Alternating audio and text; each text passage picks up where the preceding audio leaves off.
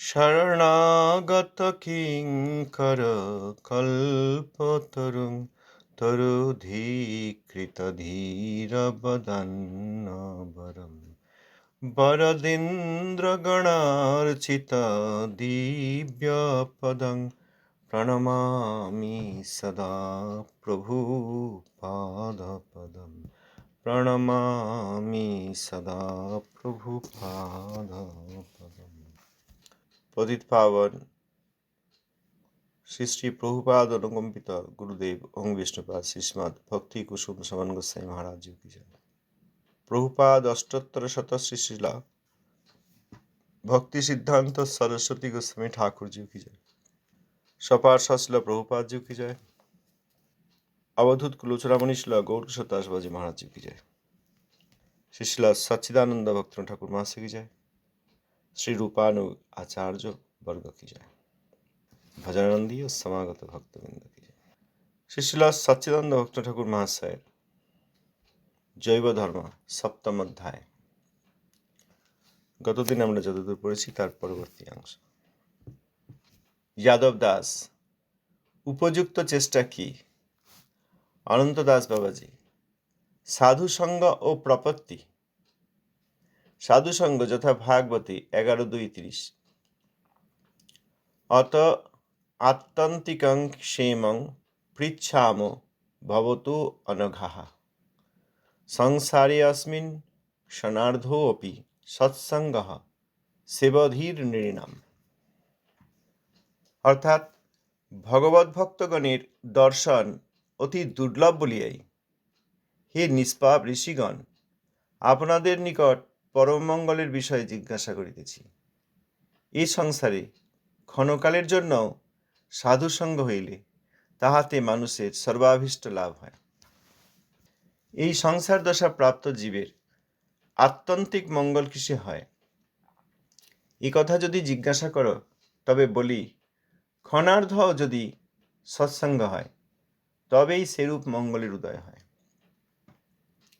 প্রপত্তি যথা গীতা সপ্তম অধ্যায় 14 শ্লোকে দেবী ঝেষা গুণময়ী মম মায়া দূরত্বয়া মামেব যে প্রপদ্যন্তে মায়ামেতাং তরন্তিতে। এই সত্য রজ ও তম গুণময়ী আমার দৈবী মায়া। মানব নিজ চেষ্টায় এই মায়া উত্তীর্ণ হইতে পারেন না। অতএব মায়া পার হওয়া বড়ই কঠিন।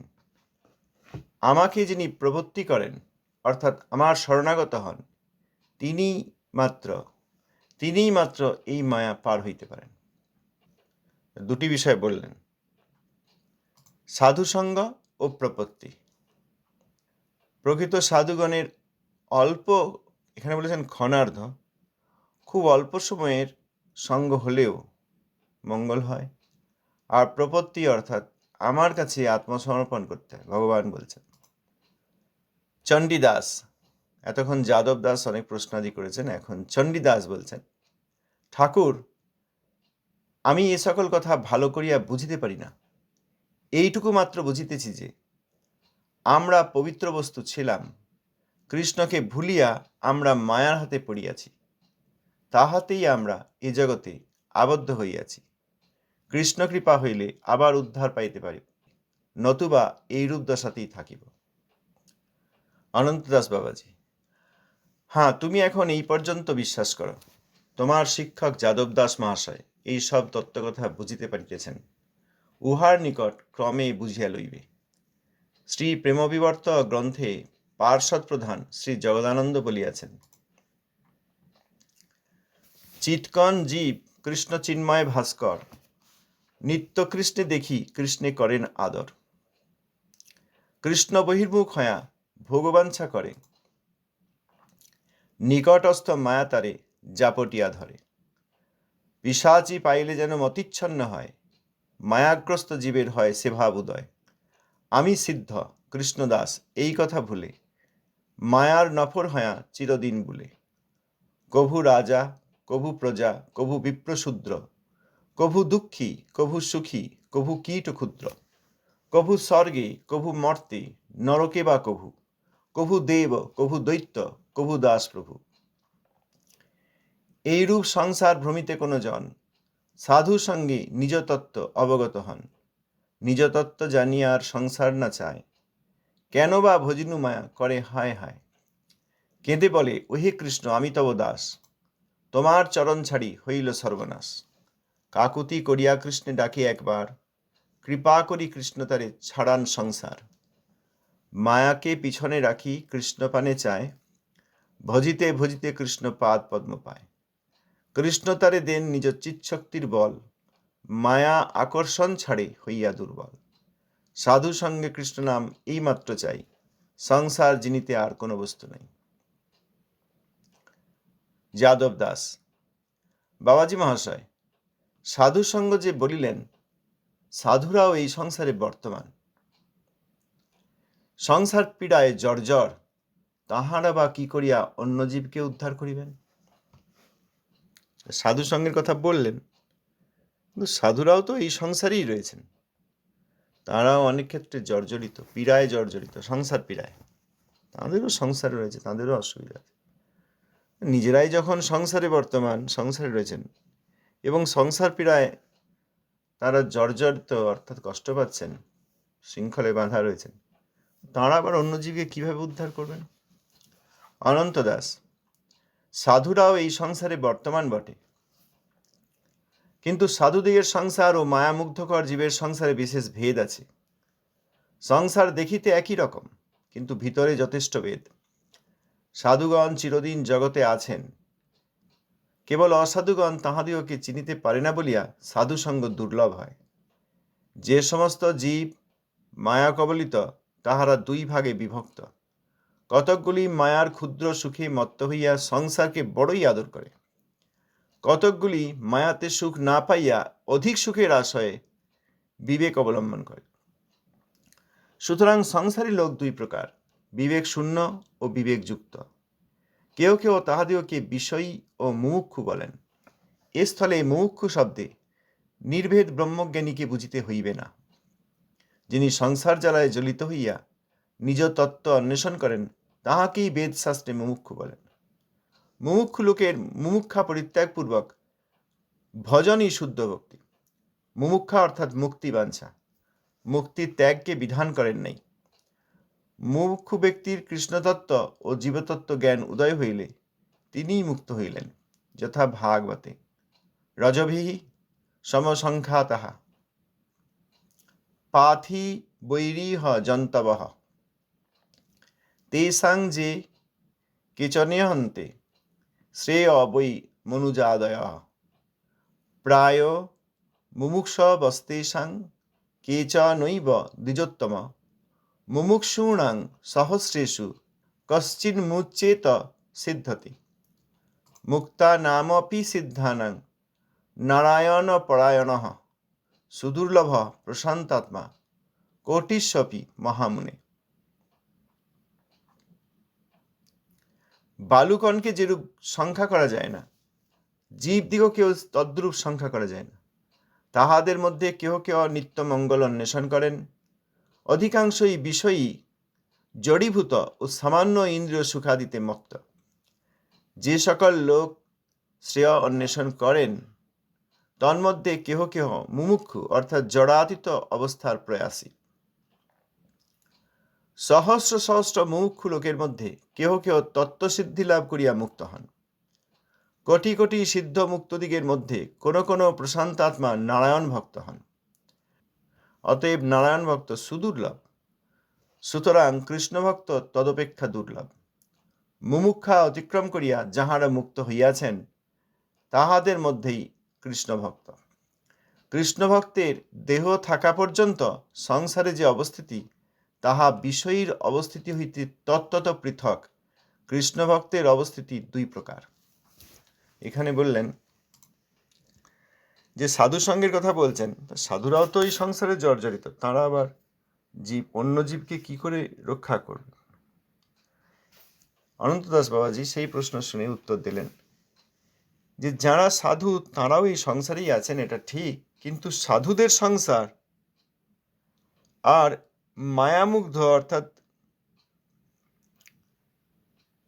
মায়ার বিচিত্রতায় মুগ্ধ অর্থাৎ মায়াবদ্ধ অর্থাৎ মায়ার ভোগী আমি এই চিন্তা করে যেসব জীব, তাদের সংসারে বিশেষ ভেদ আছে, অর্থাৎ ভোগীদের সংসার দেখতে বাইরে থেকে একই রকম, ওই সংসারেই মনে হয়।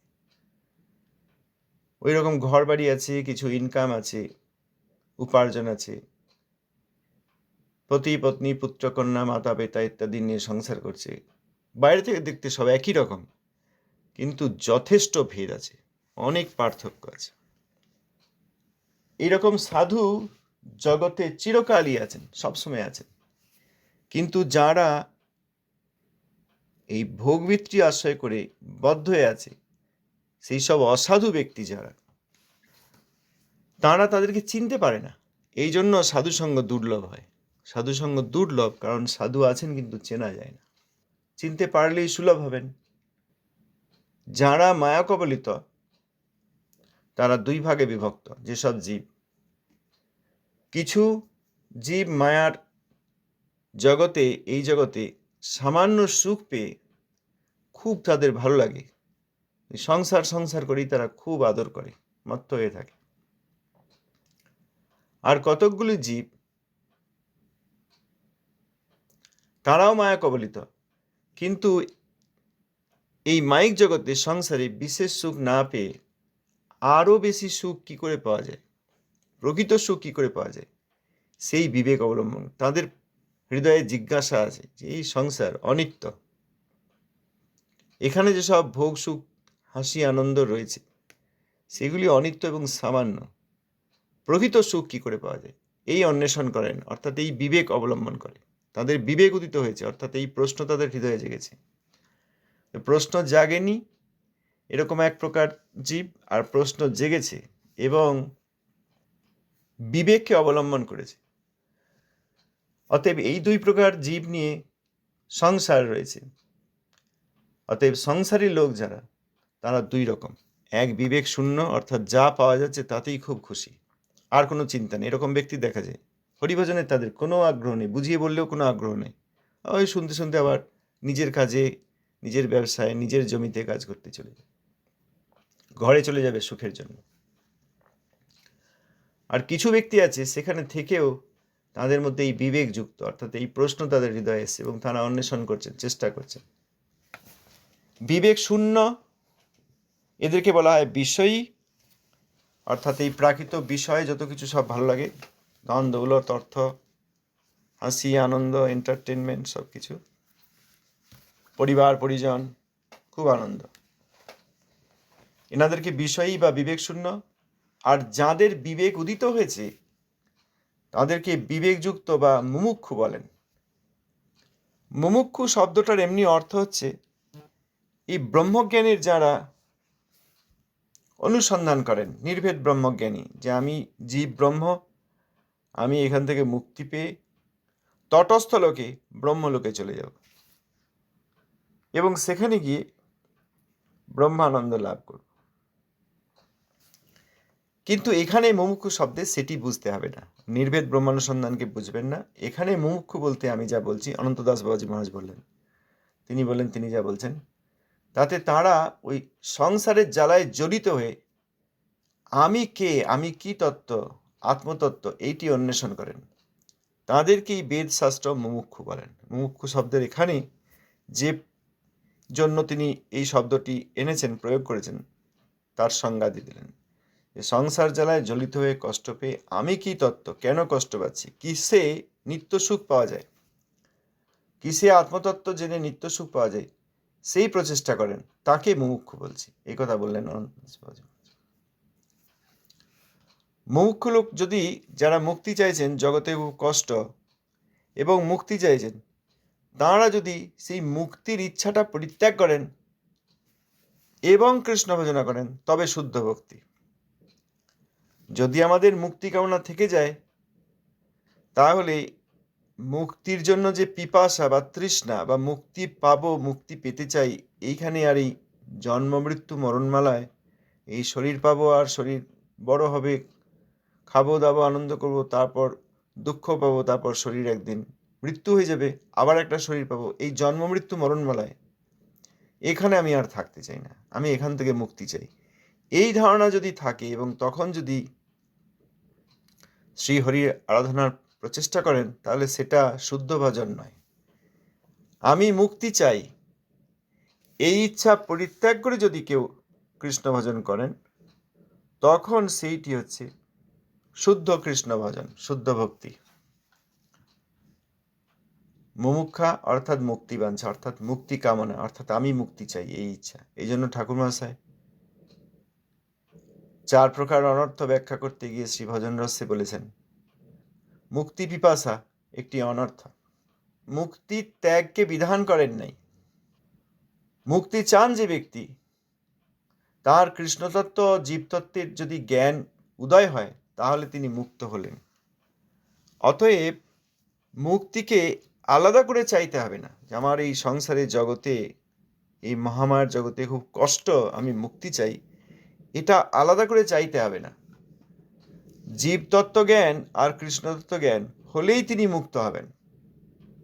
সেই প্রমাণ দিয়েছেন শ্রীমদ্ ভাগবতে 6-14 শ্লোক সংখ্যা 3 থেকে 5, এবং ব্যাখ্যা করে অনন্ত দাস বাবাজি মহারাজ বললেন যে বালির যে কণা থাকে, বালুকণ, সমুদ্রের তীরে গেলে সেখানে অনেক বালি, কেউ গণনা করে শেষ করতে পারবেন না, সংখ্যা হয় না, অনন্ত সংখ্যক।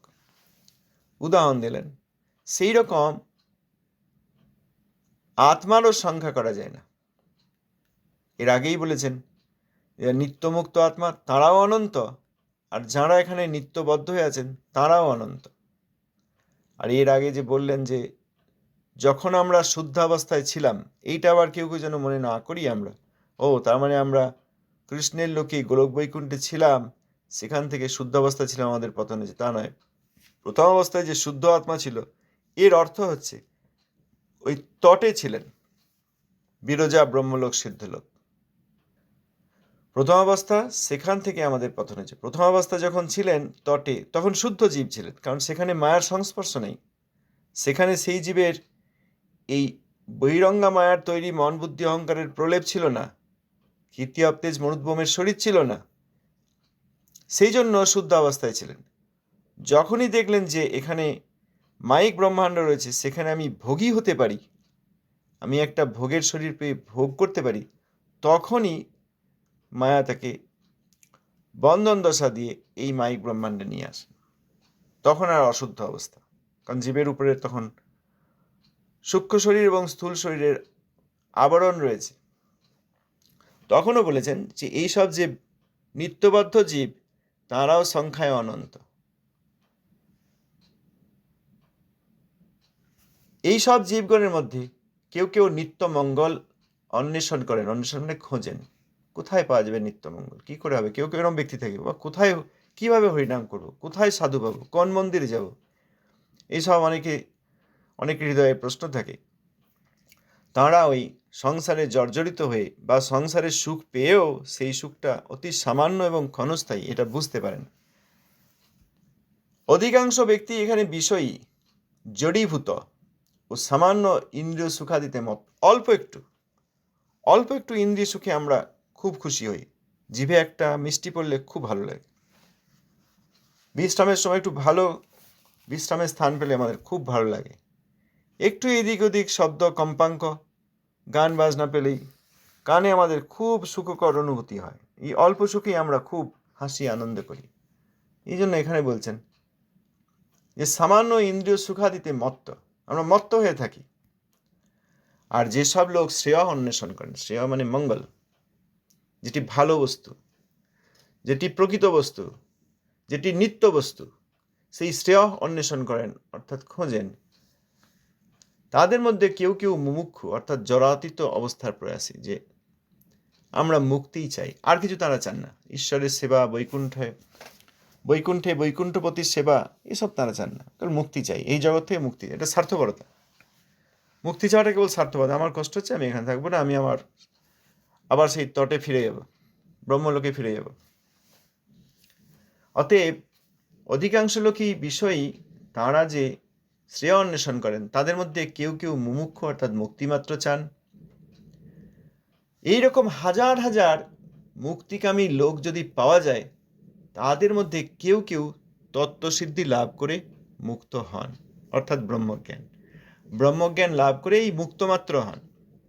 এই পৃথিবী থেকে তত্ত্বসিদ্ধি হয়ে, অর্থাৎ তত্ত্ব জানেন এবং সেই তত্ত্ব জেনে সেই অনুসারে সাধনা করে তারা সিদ্ধিপ্রাপ্ত হন। এই জন্য এখানে বলেছেন তত্ত্বসিদ্ধি, অর্থাৎ আত্মতত্ত্ব জানতে হবে, ব্রহ্মতত্ত্ব জানতে হবে এবং সেই অনুসারে তিনি আচরণ করবেন, আর প্রাকৃত ভোগাদি কিছুই করবেন না। এই রকম ব্যক্তি তারা সিদ্ধিপ্রাপ্ত হন। কতজন? এই হাজার হাজার মুক্তিকামী লোকের মধ্যে খুব অল্প সংখ্যক লোক, কেউ কেউ। যারা তত্ত্বসিদ্ধি লাভ করে মুক্ত হয়েছেন, সেই রকম যদি আবার কোটি কোটি সিদ্ধ মুক্ত অন্বেষণ করা হয়, খোঁজা হয়, তাদের মধ্যে কোনো কোনো জন প্রশান্ত আত্মার নারায়ণ ভক্ত, অনেকেই মুক্তির প্রচেষ্টা করছেন। তাদের মধ্যে খুব অল্প সংখ্যক লোক, এখানে বলছেন সহস্র সহস্র লোক, হাজার হাজার এইরকম আত্মার মধ্যে কেউ কেউ তত্ত্বসিদ্ধি লাভ করে মুক্ত হন। এই রকম যারা মুক্ত হলেন, তাদের মধ্যে যদি আবার ফিল্টার করা হয়, বাছা হয়, ওই রকম কোটি কোটি মুক্তর মধ্যে কেউ কেউ প্রশান্ত আত্মা নারায়ণ ভক্ত। অতএব নারায়ণ ভক্ত সুদুর্লভ। এরকম হয় না যে অনেক ছেলে পড়াশোনা করছে, তারপর তাদের মধ্যে কেউ কেউ প্রাথমিক বিদ্যালয়ের গণ্ডি পেরিয়ে উচ্চ বিদ্যালয়ে গেল, সেই উচ্চ বিদ্যালয়ে পড়তে পড়তে অনেকে আবার ছেড়ে দিল, কাজকর্মে চলে গেল, ফেল করে গেল, কত কিছু হলো, আর পড়াশোনা করতে পারলো না দুর্ভাগ্যবশত। তারপরে তাদের মধ্যে কেউ কেউ কলেজে গেল, কলেজে যারা পড়ছে তারা অনেকেই পাস করতে পারলো না বা কমপ্লিট করতে পারলো না, শেষ করতে পারলো না পড়াশোনা। কেউ কেউ কোনো রকমে পাস করলো, কেউ কেউ ভালো পাস করে আবার ইউনিভার্সিটি গেল, ইউনিভার্সিটি গিয়েও অনেকে ওই মাস্টার ডিগ্রি ইত্যাদি পেলো, কিন্তু ওই পর্যন্তই। তারপরেও কেউ কেউ আবার পিএইচডি করলো, পিএইচডির পরে কেউ কেউ পোস্টডক করলো। কতজন? প্রথম থেকে যদি সংখ্যা করা হয়, সমগ্র রাজ্যের এত লোক পড়াশোনা করছিল, তাদের মধ্যে কয়জন প্রাথমিক, তারপর উচ্চ বিদ্যালয়, তারপর মহাবিদ্যালয় অর্থাৎ কলেজ, তারপর বিশ্ববিদ্যালয় অর্থাৎ ইউনিভার্সিটি, তারপরে পিএইচডি করে জগৎকে কিছু দিল। এত লোকের মধ্যে একজন জগৎকে কিছু দিয়েছে, একটা ফর্মুলা দিয়েছে, একটা সূত্র দিয়েছে, সেটা দিয়ে আবার অনেক সুবিধা হবে জগতের, প্রাকৃত অর্থে, প্রাকৃত উদাহরণ। সেই রকম অনেক লোক মুক্তি চায়, বেশিরভাগ লোক তো এখানকার সুখেই মজে রয়েছে। তাদের মধ্যে যারা বিবেকী ব্যক্তি, তাদের মধ্যে অনেকে মুক্তি চায়, মুক্তি চান যারা, তারা সব তত্ত্ব অন্বেষণ ইত্যাদি করেন। তাদের মধ্যে তত্ত্বে সিদ্ধি লাভ করে খুব কম সংখ্যকই মুক্ত হন। এইরকম মুক্ত হওয়া কোটি কোটি লোকের মধ্যে কেউ কেউ প্রশান্ত আত্মা নারায়ণের ভক্ত। অতএব নারায়ণ ভক্ত সুদুর্লভ। আবার কৃষ্ণ ভক্ত তদপেক্ষা দুর্লভ। কেন না, শ্রী নারায়ণের ভক্ত তারা কৃষ্ণেরই বৈভব মূর্তি নারায়ণের সেবা করেন, সেখানে ঐশ্বর্য মিশ্রিত ভাব আছে, ঐশ্বর্যের ভাব আছে। বিধি অনুসারে তারা ভগবানের ভজনা করেন এবং বৈকুণ্ঠে শ্রী নারায়ণের সেবা প্রাপ্ত হন, খুবই সৌভাগ্যবান। তাদের মধ্যে আবার যারা স্বয়ংরূপ কৃষ্ণের ভজনা করেন, ব্রজরাজ তনয় কৃষ্ণের ভজনা করেন, তারা আরও দুর্লভ। মুমুক্ষাকে অতিক্রম করে, অর্থাৎ মুক্তি পিপাসা, আমি মুক্তি চাই, এই জগতে আমাদের খুব কষ্ট, আর ভালো লাগছে না, আমি মুক্তি চাই, এই ধারণাকে অতিক্রম করে যারা মুক্ত হয়েছেন, তাদের মধ্যেই কৃষ্ণ ভক্ত। কৃষ্ণ ভক্তের দেহ থাকা পর্যন্ত তারা সংসারে থাকেন, অতএব এই জগতেই রয়েছেন তারা এখন। কৃষ্ণ ভক্তের দেহ থাকা পর্যন্ত তারা সংসারে থাকেন, সেইটা এই বিষয়ী লোকদের অবস্থিতি থেকে পৃথক। কারণ হলো তো, বিষয়ী অর্থাৎ যারা এখনো বিবেক উদিত হয় নাই, যাদের এখনো এই সংসারের সুখে দুঃখে কান্নায় তারা এখনো মজুর, ওই ভালো লাগছে। এই যে আমাদের চণ্ডীদাস, তিনি তো শুনলেন, সপ্তগ্রাম থেকে একজন এসে বললেন যে আপনাদের ছেলে আপনাদের চাবি টাবি ভেঙে, ঘরের চাবি ভেঙে সব ধন দৌলত নিয়ে বাস, এখন আপনারা গেলে আপনাদেরকে আর দেখবে না, মেরেও দিতে পারে।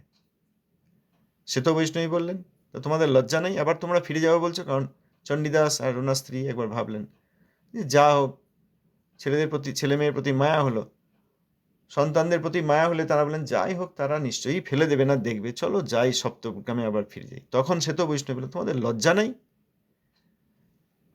সুতরাং ওই সুখ দুঃখ এত কিছু, তাতেও ভালো লাগার লোকই বেশি। তার মধ্যে বিবেকযুক্ত বা তত্ত্বান্বেষী ব্যক্তি, তাদের মধ্যে এই মুক্ত, সেই মুক্তগণের মধ্যে কোটি কোটি মুক্তের মধ্যে সুদুর্লভ নারায়ণ ভক্ত, এরকম অনেক নারায়ণ ভক্তের মধ্যে ব্রজরাজ ভজনাকারী সেরকম ব্যক্তি এই সংসারেই থাকেন, কিন্তু তাদের উপস্থিতি, তাদের অবস্থিতি, তাদের সংসার তত্ত্বত পৃথক, দেখতে একরকম। উনিও তো ওই জমিতে কাজকর্ম করেন, ফসল উৎপাদন করেন, বা উনিও তো ব্যবসা করেন, উনিও তো এই চাকরি করছেন, এই রকম। কিন্তু কৃষ্ণভক্ত তিনিও উপার্জন করছেন, আর যারা বিষয়েই মত্ত তারাও এই রকম উপার্জন করছেন। এই দুজনের ঘর সংসার, ছেলে মেয়ে সব রয়েছে, কিন্তু তত্ত্বত অত্যন্ত পৃথক। এরপর বললেন কৃষ্ণ ভক্তের অবস্থিতি দুই প্রকার। আমরা আবার আগামীকাল এখান থেকে পড়ব। ধন্যবাদ, প্রণাম। কেউ কিছু বলতে চাইলে অবশ্যই বলতে পারে। জয় গুরুদেব, জয় প্রভুপাদ, জয় বাবাজি মহারাজ, জয় ভক্তি ঠাকুর।